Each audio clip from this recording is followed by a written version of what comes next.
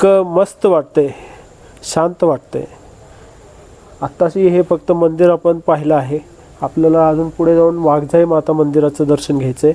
त्याचबरोबर आपल्याला इथं प्रसिद्ध असलेली व्हॉल्कॅनिक फोल म्हणजे ज्वालामुखीचा उद्रेक होताना तयार झालेली एक भुयार आपल्याला बघायची आहे.